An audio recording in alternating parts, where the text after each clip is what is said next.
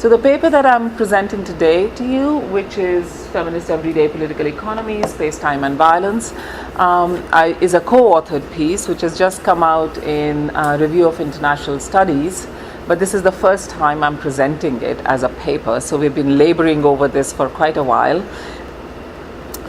So what I want to do today is just to present an analytical framework that makes visible the co-constitutiveness of social reproduction and everyday life by showing how space, time and violence shapes and remakes both.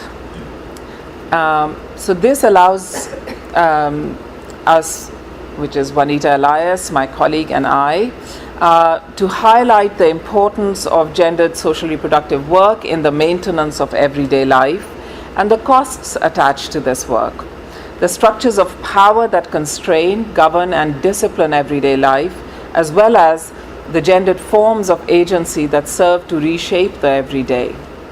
In so doing, our analysis builds upon the work that feminist IPE scholarship has done as a corrective for the exclusions of much of IPE, International Political Economy, scholarship by exposing how global economic restructuring operates to reproduce gendered and racialized inequalities and asserting the need to uncover the micro-level processes through which these transformations take shape. So we define social reproduction as a concept that encapsulates all those activities involved in the production of life. There is a debate amongst feminist economists and feminist political economists about whether social reproduction is only unpaid labor or does it include both paid and unpaid labor. And really, I the work that I've done in the past on depletion and social reproduction, I looked at much more at unpaid labor, but really classically, social reproduction was always seen to be everything that maintains life, which is both paid and unpaid, marketized and non-marketized labor. And of course, that is because the two are interconnected, right? So you cannot think about women in the marketplace without thinking about how that is in addition to other things that they also do, and what are the consequences of those additions. So there's the whole debate on the double burden, later on even the triple burden of labor, etc. So I don't want to suggest that it's only unpaid work. So in this paper then, we define social reproduction as encapsulating all of those activities involved in the production and reproduction of life. This includes biological reproduction, of course, the work of caring for and maintaining households and intimate relationships, the reproduction of labor and reproduction of community itself, including forms of social provisioning and voluntary work. Social reproduction also includes unpaid production in the home of goods and services and the reproduction of culture and ideology which stabilizes, as well as at some points challenging dominant social relations. In this article, we acknowledge the importance of conceptual work on both social reproduction and on the everyday, and argue that it is through bringing the two into conversation with each other that we can form a more capacious understanding of how we live in contemporary capitalist societies. So we then hope to advance the field through capturing the links between production and social reproduction. How are these continually being undone but also redone in ways that people produce, reproduce, live and discursively mark their lives, both in the market and domestic spheres, in different social manifestations and through varied struggles to reshape their lived landscapes. So this approach not only challenges how notions of the everyday have emerged within IPE, and I'll say a little bit more about that, but also highlights the wider dangers of leaving social reproduction unrecognized in these debates. So as Silvia Federici suggests, in an era of unmitigated capitalist expansion, this misrecognition of social reproduction itself reflects a new round of primitive accumulation, based upon a rationalization of social reproduction aimed at destroying the very last vestiges of communal property and community relations. Bringing the everyday So that was the quote. Bringing the everyday and social reproduction into view, we think, within the same conceptual framework means that we can begin to dismantle understandings of both as discrete and to recognize their centrality to the functioning of the global political economy as a whole. Indeed, we claim that social reproduction is the everyday, and no discussion of the everyday can do without integrating the concept, the analytics, and the practices of social reproduction. So that's our main argument.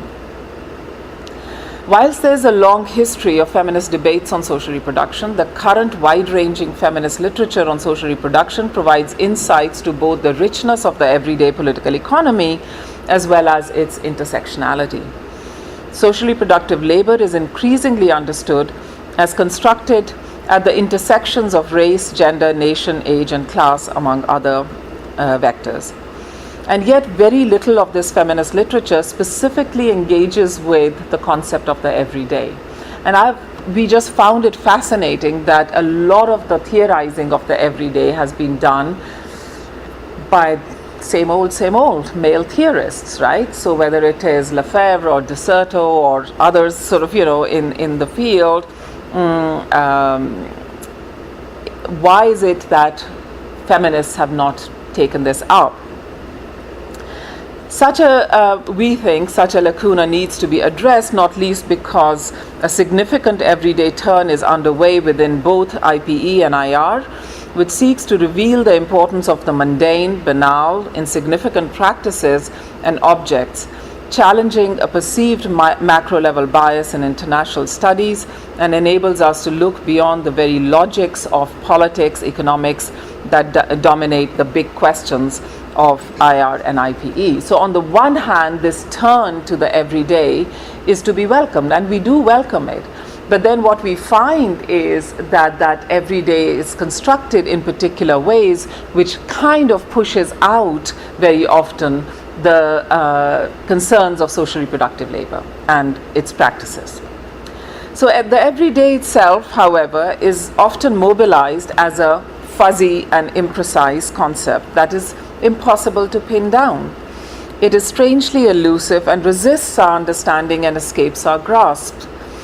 The seeming lack of precision accorded to this term is, in certain respects, part of its appeal to scholars, in that it provides a basis for interdisciplinary dialogue and serves to move the study of IPE in novel directions. But there are some limitations to leaving a term so loosely defined. Such analytical imprecision can mean that issues of embodied identities and lived experience are easily excluded from the discussions of the everyday as they are included. Abstracted at a meta level, we overlook the tangled boundaries of gender, race, class, ability, disability, sexuality that animate our everyday worlds as lived experience. So what we want to do is to try and bring experience, everyday experience, to sort of bear upon our discussions of both social reproduction as well as of the everyday. Approaches to so one of the books that came out, I think it was in 2010 or 9 even, was on the IPE of everyday. And there were 2 chapters written by feminist scholars, and the conceptualization of the everyday absolutely did not capture, so it was a very important moment, very important initiative, very important book by Seabrook and Hobson, and yet it just left me totally puzzled as to how you can talk about the everyday and everyday labor in these 2 particular chapters of women, but without talking about feminist work. So approaches to the everyday within IPE are many and varied. One survey of this literature has suggested that IPE work on the everyday is characterized by either a focus on the agency of non-elite actors, which all of us we would say hurrah to, right? I mean, we want that, or the mechanisms through which everyday life is governed and disciplined, which is much more the Lefebvre and the De Certeau versions. A division that feminist work does not easily conform to, given the long-standing feminist methodological concerns with the need to reveal gendered structures of power alongside expressions of voice and agency. a discussion that I'll return to later on.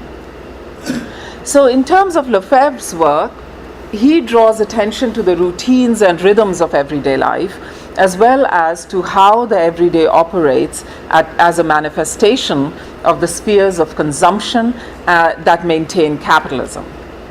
Although the everyday is for Lefebvre a sphere of consumption, he also makes us aware of contestation and change through sexual desire and love, play and celebrations. In so doing, he calls for the production of an unalienated everyday of autonomous and thinking human beings. Lefebvre's work certainly serves as one jumping off point for thinking about a political economy of everyday life. Feminist scholars have, however, pointed out that his theorization of the everyday life does not focus on the gendered materialities of production, reproduction, and consumption that gender features in his depiction of everyday life, production, reproduction, and consumption, and that gender features in his depiction of everyday life largely as an account of how the boredom through domestic incarceration is daily experienced by women.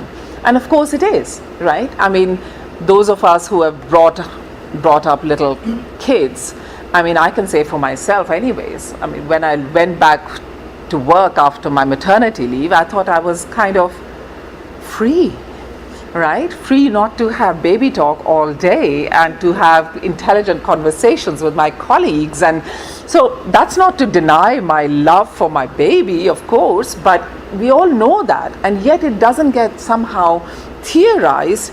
And what does it mean to be active in a capitalist society which continues to valorize and to deny at the same time this work? So what I want to do then, and what Juanita and I kind of just started discussing, was that if we were to unpack this idea of the everyday from a feminist perspective, where would that lead us? And where it led us, and obviously this is just our view, is to develop a framework which we've called the STV framework, which captures or tries to capture issues around space, time, and violence of the everyday that men and women experience, but looking at it through the lens of social reproduction. So this is the kind of, we didn't do a very good job of drawing this. It's very difficult to, but that's what we want to capture, which is everyday practices and also the resistances and agency and challenges to these practices in each of these categories. So the STV reading, so what we want to emphasize is the co-constitutiveness of social reproduction and the everyday through this reading, which provides, we hope, an insight into how social reproduction is not only done every day, but also how it is central to the understanding everyday life under global capitalism. It is mundane labor involving drudgery, routine, and repetitive tasks, even as it can be fulfilling, emotionally rewarding, and consensual. It also capaciously envelops production and reproduction in a unitary account, one that gives equal weight to the production of commodities and the reproduction of labor.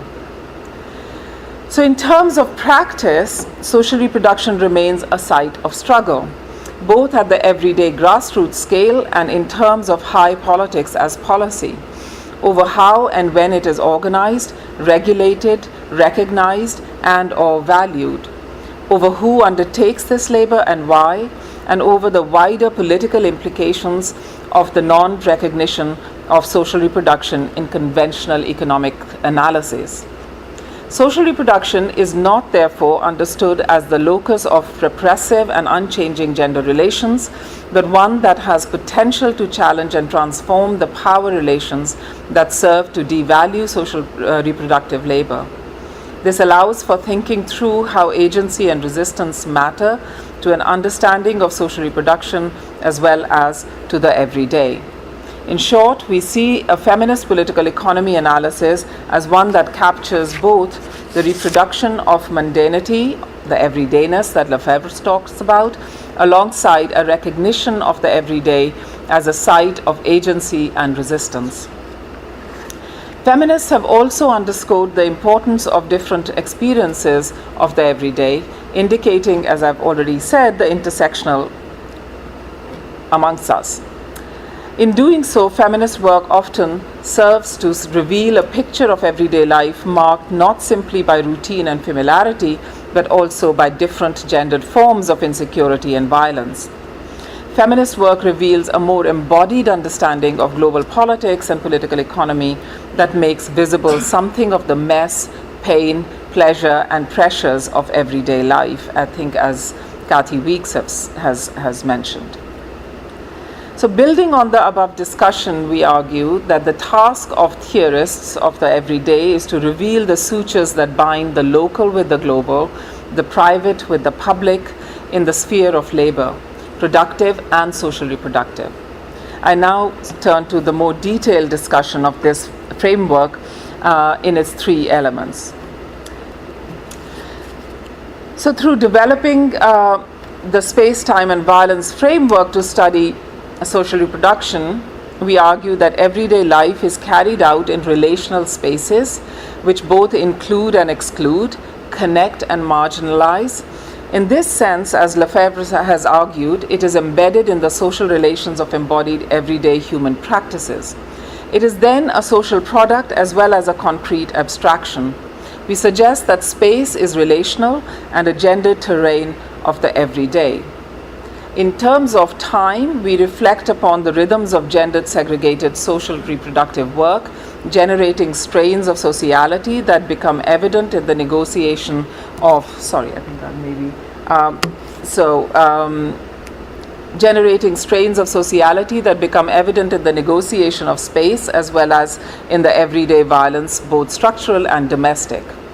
The STV framework, embedded in regimes of class and racialized and sex-based exclusions, is therefore manifested and experienced differently in different social contexts. So if we were to go back, now I'm not doing very well with this, but never mind. If we look at spaces, and this is a wonderful, and I'll talk about this a little bit, a wonderful work by Shilpa Phadke on women in public spaces. It's called Why Loiter, for a reason, which I'll come to in a minute. So if we are talking about space, which is our first element, space is obviously, and all of us would agree there, is not simply a physical location, right? It is composed of the gendered social practices that occur across and within it. We begin our discussion with a focus on the spaces of the household, which is where most of us, in one way or another, live our lives.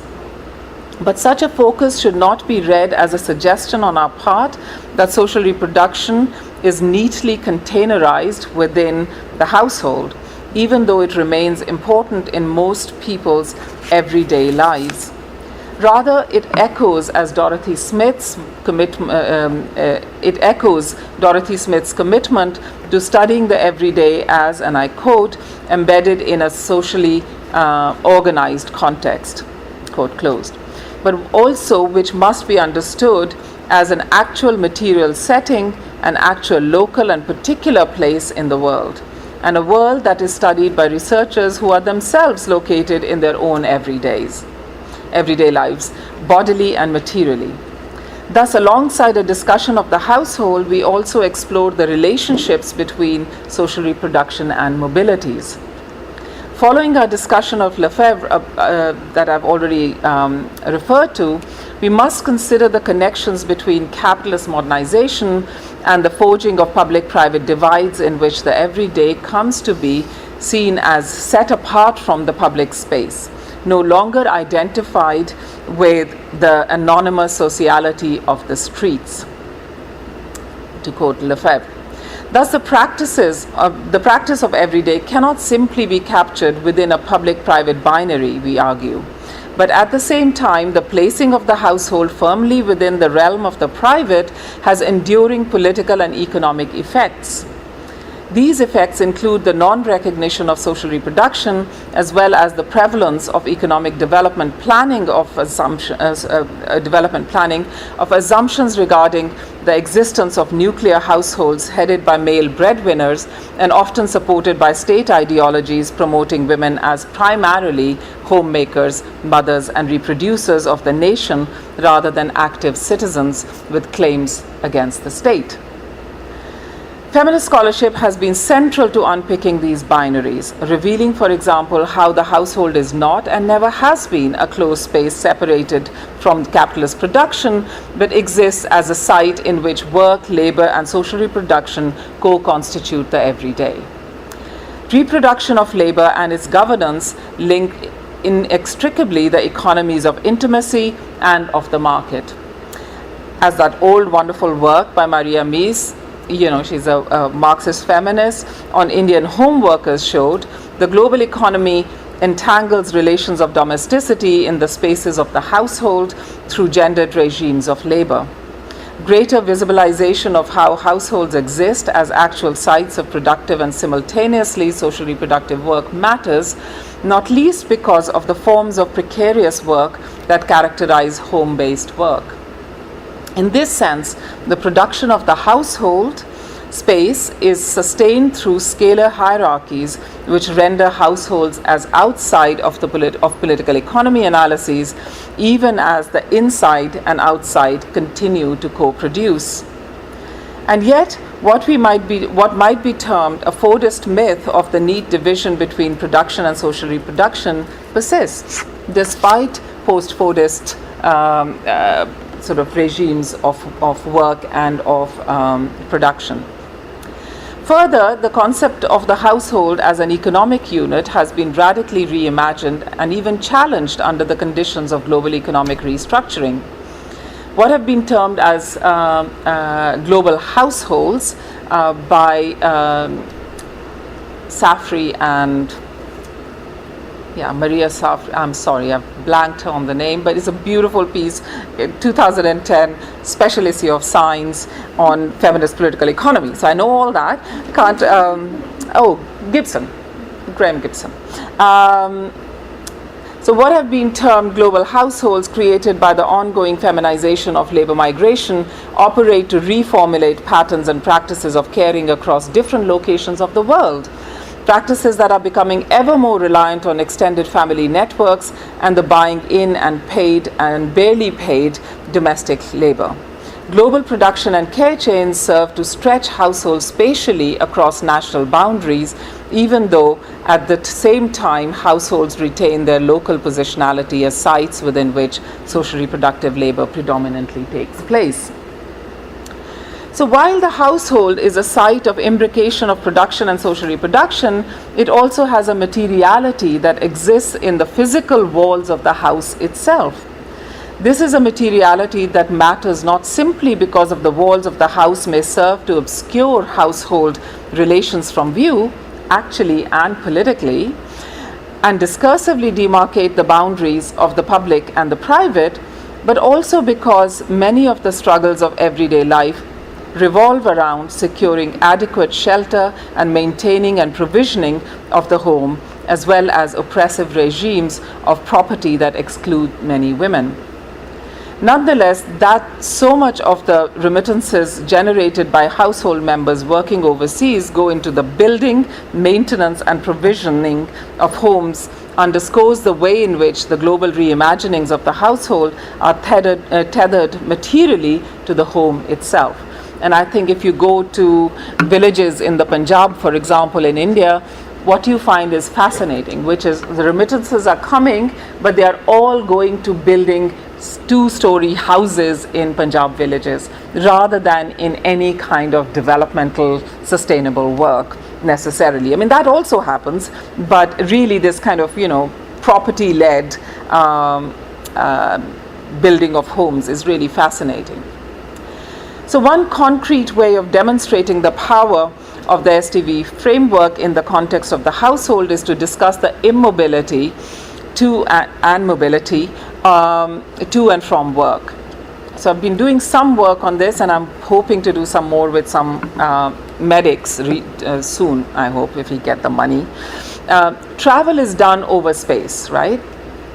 And it requires not only time, thus stretching the margins of work time, but also affects the body, increased stress, for example, or tiredness, the sense of security, safe or unsafe travel, reputations as loitering, and I'll come to that in a second.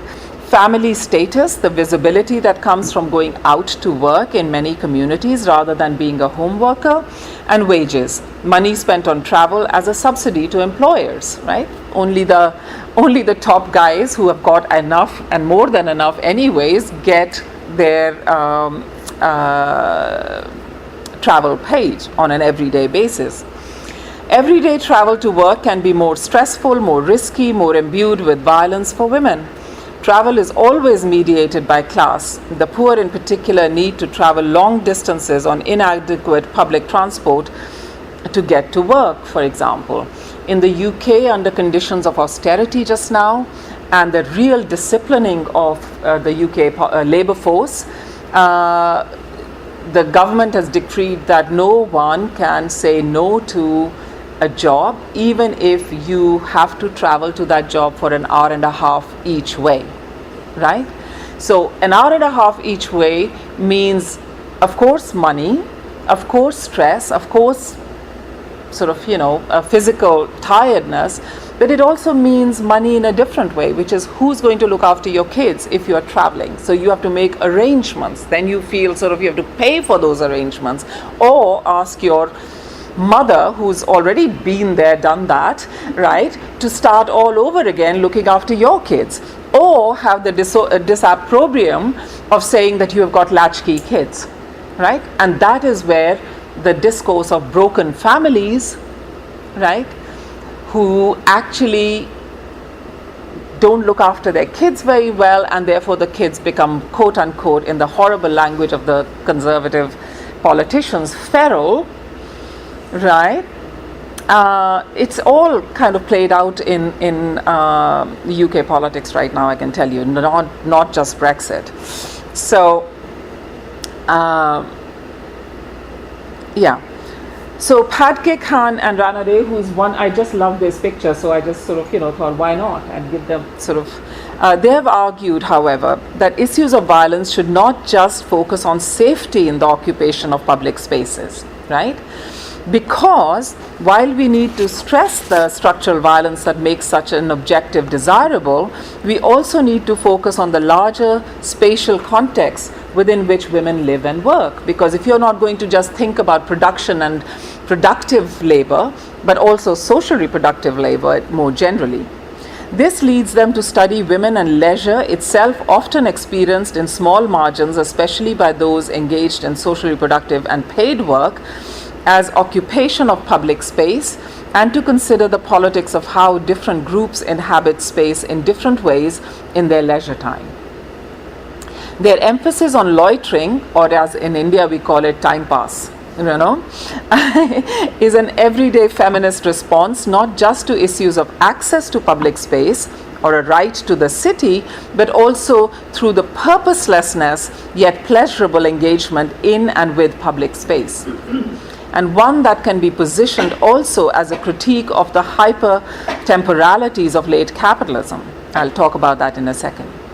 We can also point to the role of a more purposeful occupation of space as an exercise of agency and as a resistance strategy, be it in terms of feminist activism such as Take Back the Night, Slut Walks, Why Loiter, or Hollaback, to undermine the violent policing of female bodies in public spaces, or in terms of politicization of private spaces via housing occupations and other oft-time female-led collective activism around housing evictions, for example.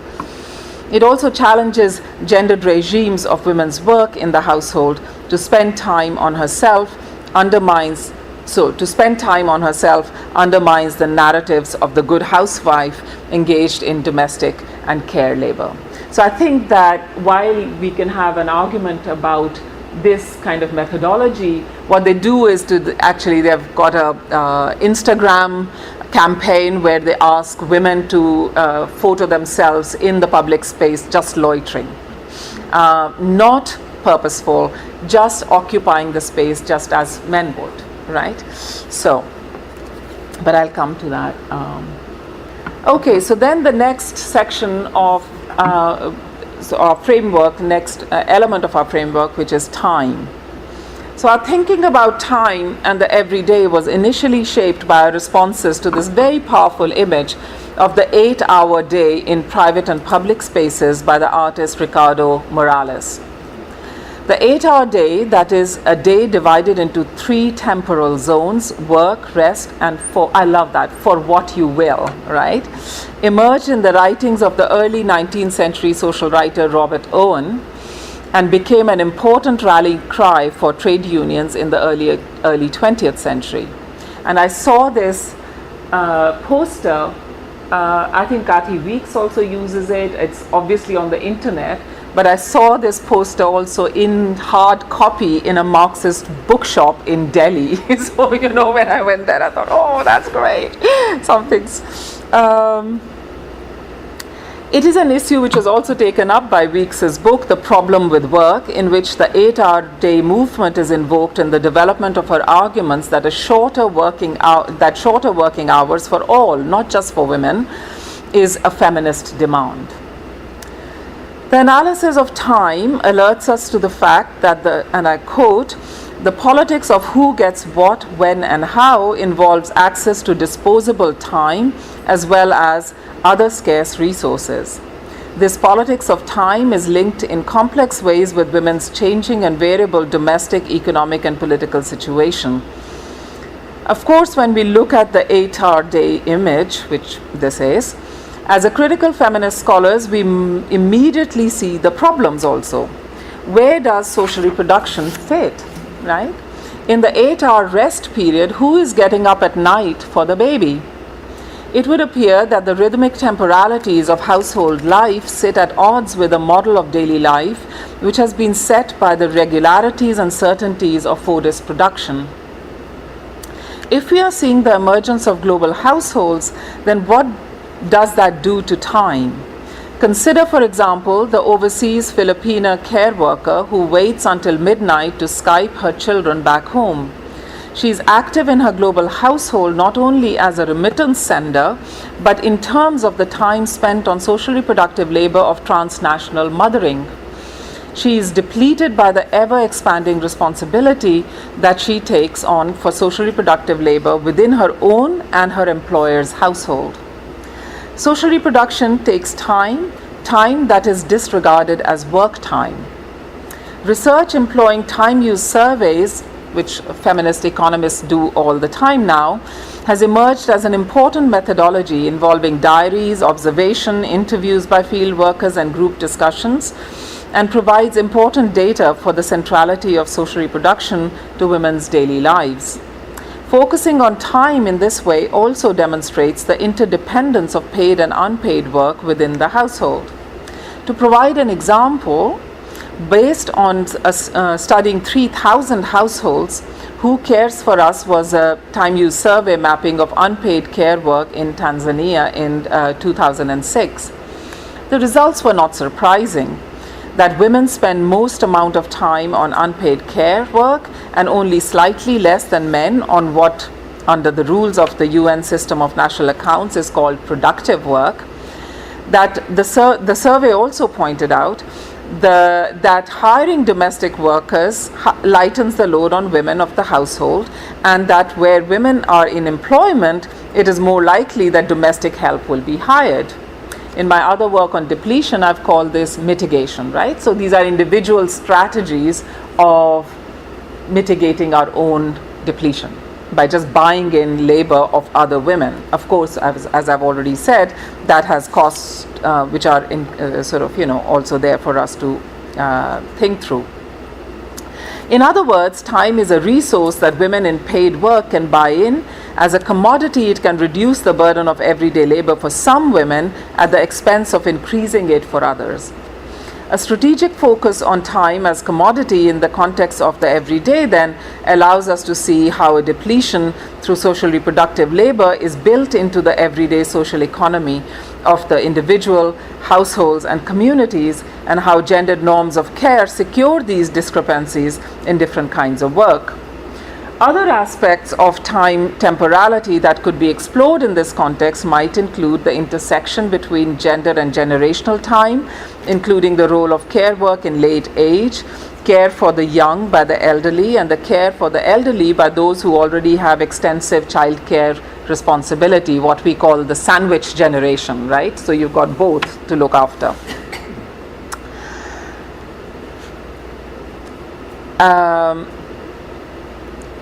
We can also look at, and I am particularly thinking of conflict areas, for example, here, the imposition of dead time, right? The queues, waits, spells in immigration detention centers that mark the fate of those fleeing war and structural violence. Notions of, so, you're just queuing up. I mean, when I was in Ramallah about 5 years ago, I was really struck. For everything you need a permit, right? To cross all sorts of internal boundaries. And because men go to work, women just queue. They queue to get this, they queue to get that. So that dead time is just not seen as work at all, even though they're standing for hours, right, in these queues. Notions of timeliness and its centrality to capitalist production and post-Fordist production in particular, including forms of just-in-time working and zero-hour contracts that have come to characterize the conditions of work under late capitalism, as well as the relationship between time and the state's role in maintaining particular gender orders, especially in terms of issues such as maternity or paternity leave. An emphasis on the need for shorter working hours in order to grant people the freedom to do what they will, unbounded time, is found in writings focused on the notion of developing post-work economies. This is a useful idea, but it is limited because it ignores not just social reproduction, but also what Baker and Gill have called the intensification of social reproduction under conditions of disciplinary neoliberalism. Something that is evidenced in terms of the expansion of markets for domestic work or increased family responsibility for older people's care and childcare, which is related to rising market costs, rising levels of household debt, and the cutbacks in the state provisions of these services. Bryson's work on feminist politics of time underscores a need to recognize, and I quote, the importance of temporal rhythms outside the commodified clock time of capitalist economy, in which time is equated with money and time needed to develop human relationship has no place. Quote close. Time must be recognized, therefore, we argue, as a feminist issue, and as Kathy Weeks argues, resistances can be understood as the possibility of gaining a measure of separation or detachment from capitalist control, imposed norms of gender and sexuality, and traditional standards of family forms and roles. Quote close.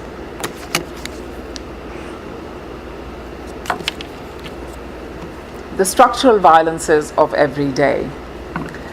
We see violence that underpins the everyday violence as regimes of labor, law, and policy that secure the boundaries of public and the private, of property, systems of rulemaking, and of justificatory ideologies of separation and segregation, where boundaries of race, ethnicity, sexuality are created and defended by violent acts, both state and non-state.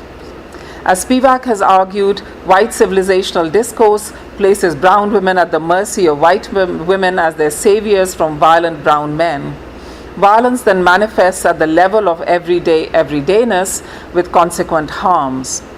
This is an understanding of violence that is necessarily structural, but one that also recognizes the significance of individual experiences of violence in developing an understanding of the everyday political economy. And these are obviously, as you can see, gender violence across the world.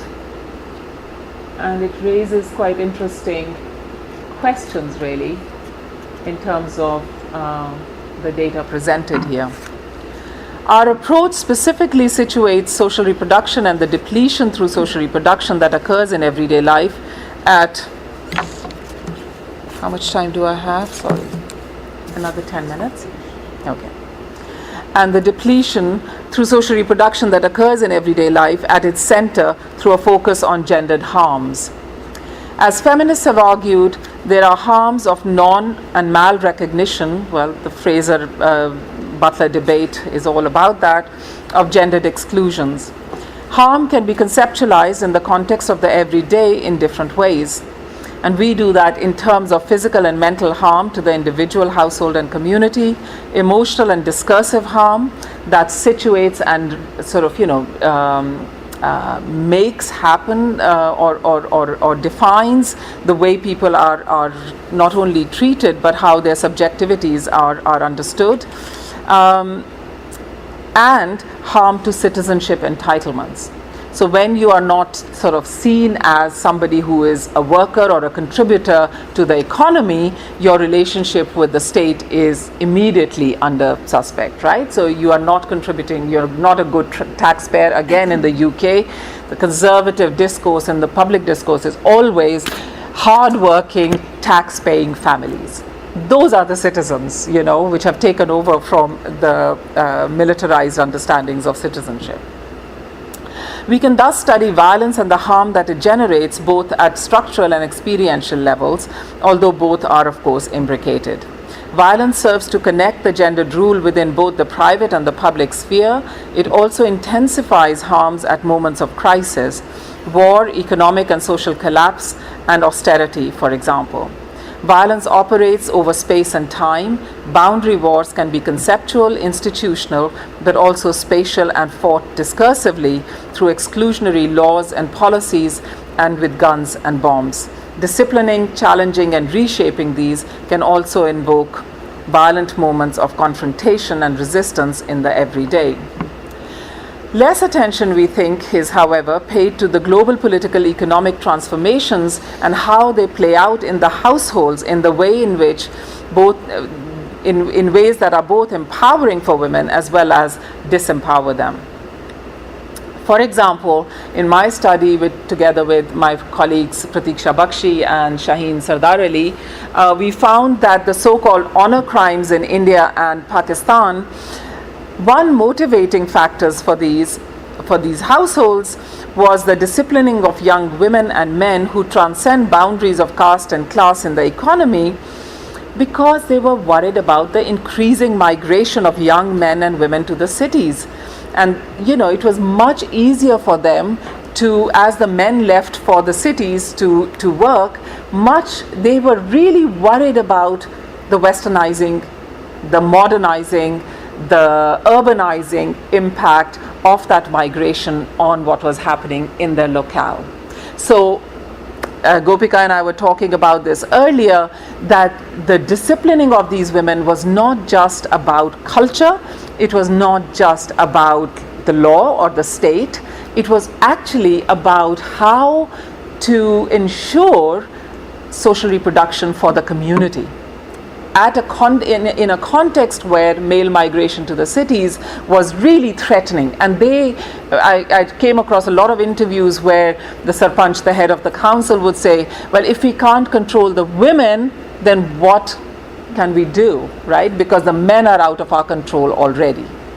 So these are not just sort of cultural issues in terms of the way the mainstream media would want to talk about it, but cultural in the sense of the political economy in which they are emplaced.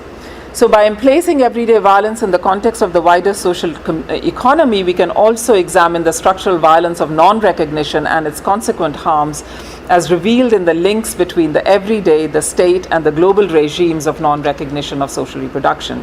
Or actually, in this case, the recognition of the importance of social reproduction by incarcerating women, really, very often, through sort of certain boundaries of caste or religion.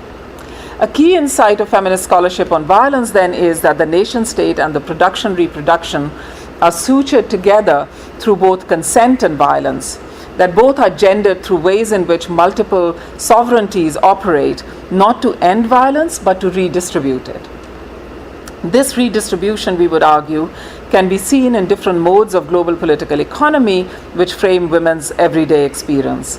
as workers in public spaces and in ways in which the negation of their contribution to the state economy relegates them to the margin of social life.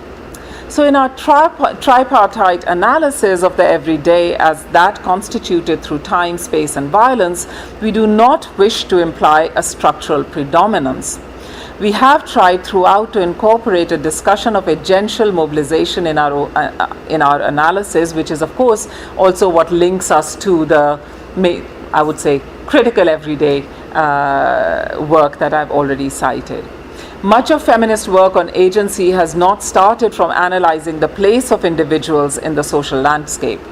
Rather, the social landscape has been integral to the analysis of individual agency, as the hinterland of colonialism, as the field of capitalist production, and as the space of social reproduction. However, we also resist the valorization of agency that often bubbles underneath some of the critical IPE literature. We argue that an unreflexive focus on agency can obscure the costs of taking action. Finally, we cannot pay attention only to gender as a single axis. Agency is always so in ways that intersect with hierarchies of class, sexuality, and race. So the STV framework, we hope, by treating social reproduction as the everyday, suggests the possibility of not rupturing the lived everyday experiences of women. This framing can then prevent a refraction of the public and the private worlds, the marketized and non-marketized economies of work and care, and it can insist that there is a gendered politics of the everyday because the social reproduction is the everyday. Thank you.